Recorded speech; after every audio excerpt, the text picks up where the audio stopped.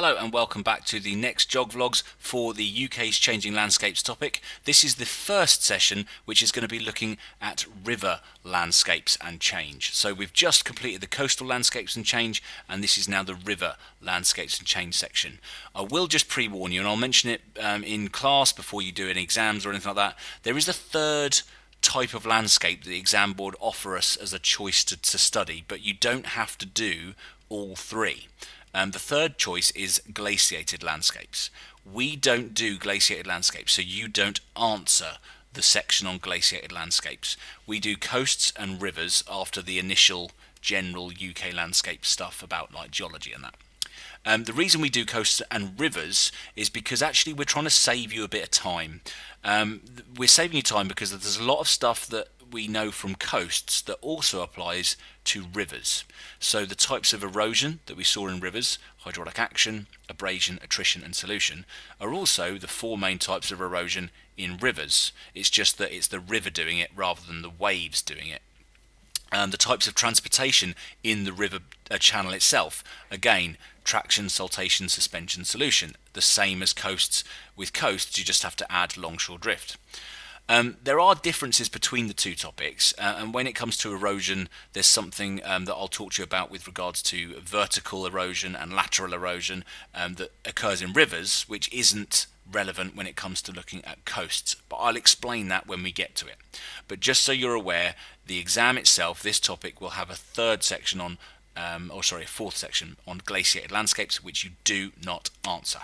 Okay, so river landscapes and processes then. This is the first session, and we're going to start off with something a little bit creative, which has been used for quite a while in geography lessons, and I don't know who came up with it originally, but kudos to them, because in class students tend to like it. So I'm going to try and recreate it with you being able to do it at home. As ever, the resources you need are found on 365 in the Jog Vlogs folder, but this is going to require you to do a bit of cutting and sticking and being a bit creative. Alright, so we're going to be looking today at the parts of a river, because it makes sense that you are aware of all the different sort of terminology around the different aspects of a drainage basin. Okay, and a drainage basin is an area of land drained by the rivers within it. So we're going to be looking at source, mouth, watershed, channel, tributary, confluence and drainage basin.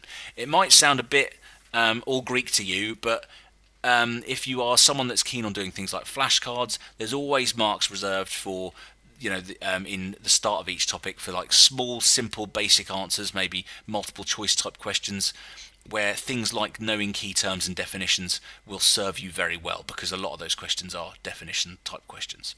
So that's what we're going to be looking at today.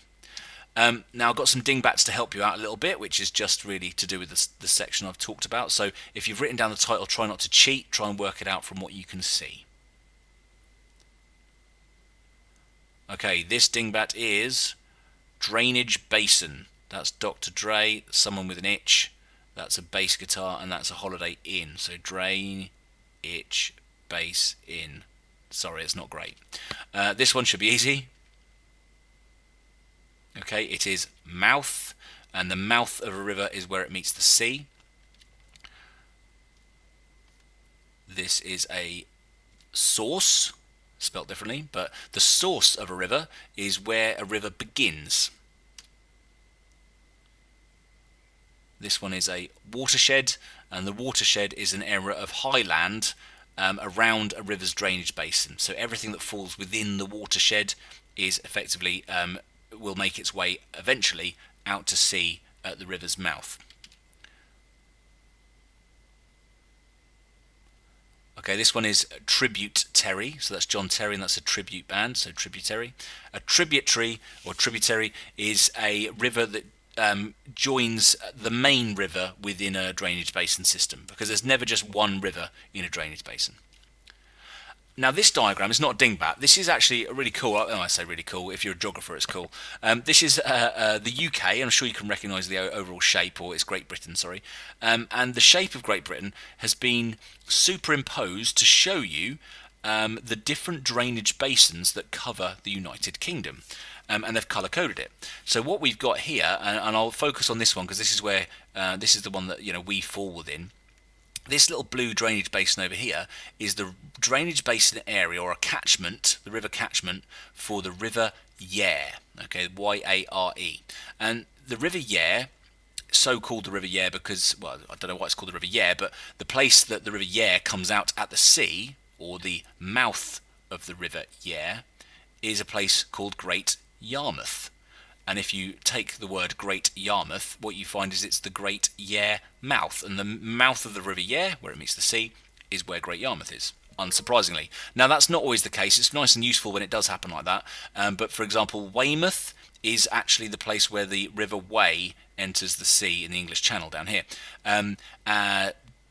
Dartmouth is probably where the River Dart comes out, I think, maybe. I might be corrected on that. I'm going to stop before I hurt myself. But we don't call where the River Severn meets the sea the Severn mouth. And the towns around there, Bristol is actually probably the nearest town that comes out from the River Severn. But it is a big drainage basin. You can see this big blue area all drained out here in the Severn estuary. Okay, and we've got the Thames estuary over here, this purple one, that's the River Thames. So all of these show you an area of land that's drained by a river system, and they look really cool, like roots. Now that's the UK, and there's drainage basin systems all over the world. This one is for the continent of Africa, and this one's got some absolutely massive ones. So this big red one here, that is the drainage basin of the River Nile, which actually comes out to the sea over here in North Africa. This big blue blob here, that's the drainage basin for the Congo River. Okay, this is the Democratic Republic of Congo, and the Congo rainforest area is all around here on the equator. So the massive area of land drained, and all comes out here. Okay, so they are drainage basins. They're not round, they're not nice and circular, but to model them, a circle is quite a nice shape, because if you think of a drainage basin or a basin, it is essentially a sink. Okay, and sinks, generally speaking, in our house are round. But the principle of a sink is that the water doesn't come out of the sink because the edges are high. Now, the edges of the drainage basins, looking at this one, are high land.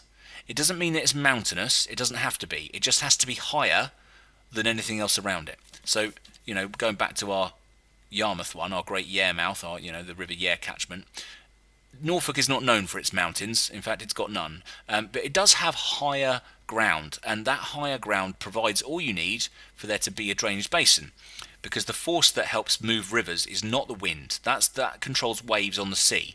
We're looking at rivers now, not coasts. The force that moves rivers is gravity. Gravity is the force that causes rivers to move downhill under that force. Now, we're going to be creating a pop-up drainage basin. So you need your book. If you haven't got your book, I would not recommend doing this, and I would just do a diagram. Sorry, that's a bit boring, but there you go. The template you'll find on 365, or if you want, I'll show you what the template looks like, and you can just make one. You need some glue, scissors, pencil crayons, blue and brown ideally, and maybe a pen, again ideally for labelling. So this is the template. This is what you need. If you can get this on 365, the work's done for you. You can print it off. But if you haven't, you can just make this fairly simply. So it's a circle with two kind of triangles on it. So now you've got the template, and if you haven't got the template, by the way, obviously pause the screen until you find it and printed it. Now you've got a template, you need to do a few things. You can cut out the template all the way around the edge. Okay, so cut out all the way around the outside, and then cut up the middle vertical line, the line between the two triangles up to the middle. Okay, so you've kind of created a little slit there between the two. So once you've done that, you can unpause the screen. I'll give you the next instruction. So using a brown crayon, I don't know why brown, but it doesn't really matter, you need to shade around the edge of the circle, but don't shade the triangles. Okay, so shade everything around the edge, not the triangles. Leave them alone. Okay, so once you've done that, let me know. No, don't let me know. Just unpause the screen. And then you need to get a blue crayon or blue pen, whatever, and you need to shade one of the triangles in blue, and then from the middle you need to kind of make what looks like kind of branches of trees that spread out.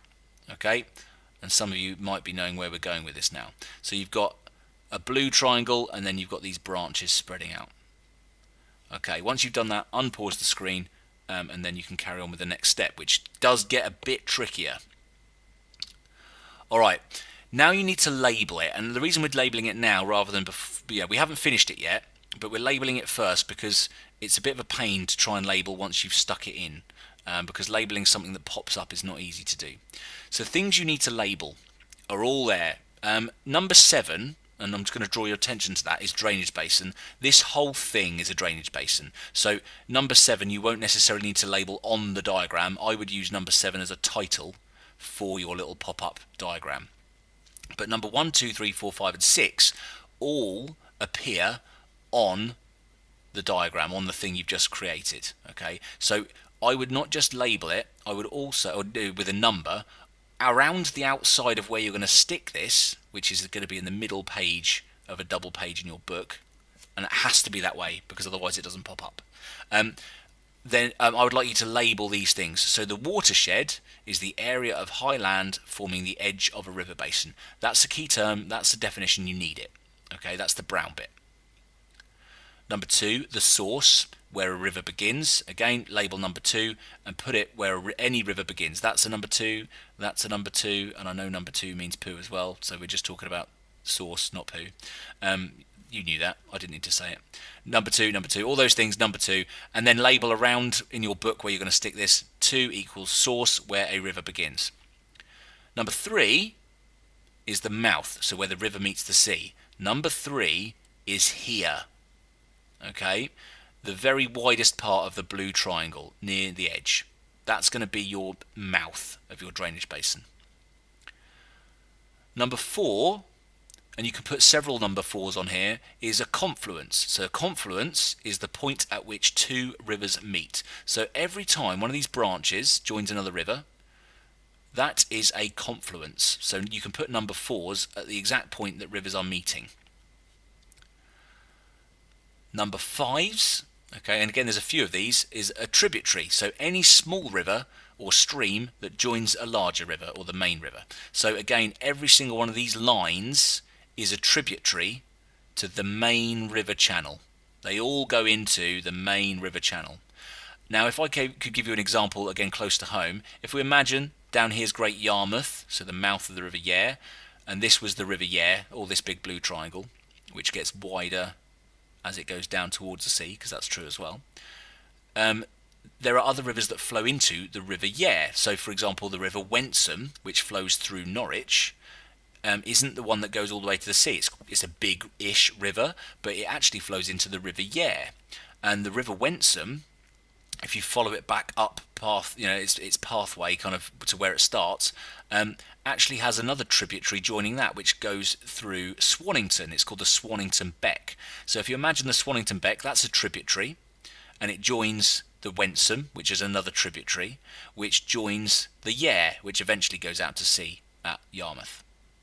I hope that makes sense. So any one of these lines is a tributary.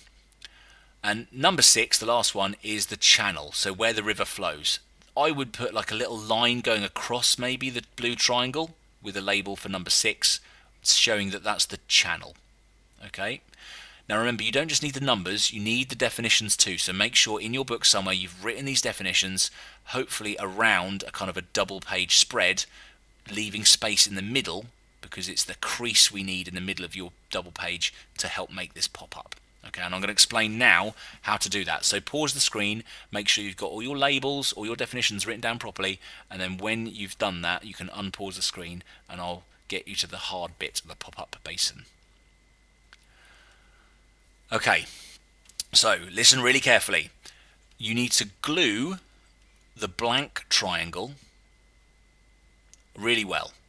Okay, you're going to glue the blank triangle. Don't do anything other than glue it for now. And then, once you've glued the blank triangle, you need to fold or overlap the blue triangle on top of it. So it basically creates an inverted cone shape, okay? Because the drainage basin, the high bit of the drainage basin, is the outer edges, the watershed, the bits that you've done brown. So those bits need to be higher in your book. So they're the bits that need to pop up the most. The bit that needs to be lowest down is actually the river mouth, because that meets the sea. That means that this is at sea level. So that's really important too. So you're creating an inverted cone. Hopefully you can get that from this image. It's not very clear, but it's there. So once you've glued one triangle onto the other, give it a bit of a minute to dry. If you've used like a Pritt sticky type glue stick thing, then that will dry fairly quickly. You then need to glue the back of the triangle. Now that's the worst picture I've ever seen. So this triangle, the other side of it, you need to glue as much of the back of that triangle as you can, as neatly as you can. Alright, so glue the back of that triangle, and before you, don't stick it anywhere, just put the glue on there. Make sure it's really well glued. So then what you need to do is, and again this diagram's not great, but this is slightly better. Your cone, okay, needs to go, the point of your cone, your inverted cone, needs to sit on the middle crease, and then you need to kind of stick the mouth bit down, the bit that you've glued, as close to the middle of the crease as you can. So you can see they've got it slightly to the left, which is a bit annoying, but there you go. Stick it across the middle. Okay, so all of this blue triangle should be stuck to the middle part of the book, and you're going to create a fold just by closing your book in a minute. So once you've stuck it down, carefully close your book. Alright, carefully close your book. And it doesn't tell you that, but close your book, sit on it for about 2 minutes, then open your book carefully, and what you should find is you get a pop-up drainage basin with the high land around the edge, that's the watershed, and then you've got a source and tributaries and confluences going into a main river channel which gets lower and lower, eventually meeting the sea at the river mouth. And because you've labelled it all with the numbers already, you just need to make sure that all the definitions, which I'll put back on here, watershed, source, mouth, confluence, with all these definitions, are written somewhere either on the edge of the book or around your drainage basin diagram, so you've got a completed pop-up and labelled diagram of a drainage basin, and you will have already got some of the key terms needed for the rivers topic. Okay, so hopefully that's what it looks like. So close your book, and then you've got your pop-up drainage basin, and if you really want to feel proud of yourself, order a Blue Peter badge off eBay, unless they're thousands of pounds, just, whatever you want to do. And you can see this person, that they've done all the key terms here outside, they've shown you what the numbers mean, they've got a nice pop-up drainage basin. Their book's probably a bit smaller than yours, you might have a bit of extra space, but I'm sure you'll use that or fill it up somewhere. Okay, hopefully that wasn't an utter disaster, and if you didn't fancy doing that at all, or it is a disaster, then rip the pages out and just do a sketch that looks like that with the labels I've suggested. Alright, okay, so that is our pop-up drainage basin. Now, what it looks like in reality, and you've got high land around the edges here. So you've got the Afon Cafanel Valley, or river drainage basin, and this is a tributary of the River Usk in South Wales. And you can see the, like I say, the high ground around this river drainage basin, which represents the watershed. So everything that falls this side of those mountains, you can see in the background, is going to drain out eventually in the same place, unless it's obviously evaporated or utilised by vegetation.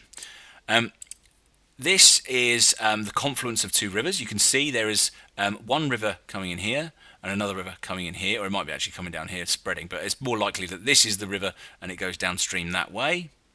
Oh no, it looks like they're going uphill. Must be coming the other way. All right, so, but there you go. We've got a river, and then you've got a point at which two rivers meet, which is the confluence. Okay, so tributaries and confluence just sort of shown in real terms.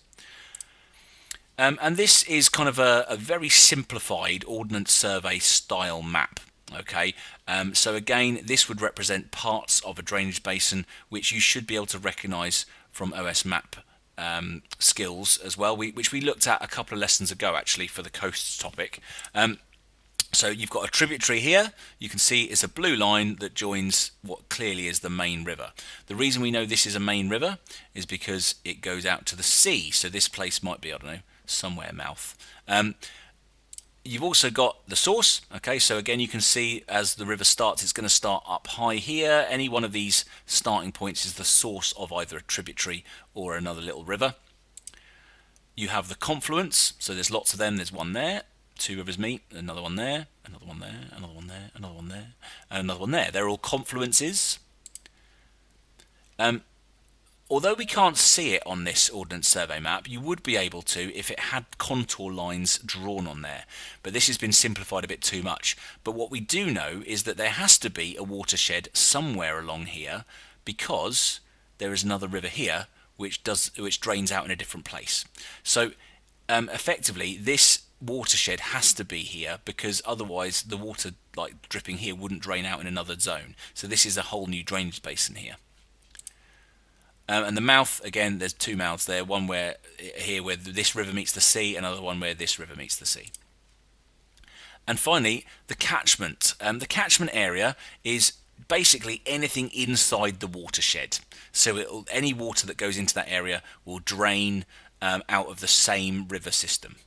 Alright, so there you go, just another recap of all those key terms that you've done from creating your pop-up drainage basin, and that is the end of the first session. So thank you very much for listening. Hopefully you know some of the key terms with regards to the parts of a river, and I will see you next time for the second session on river landscapes.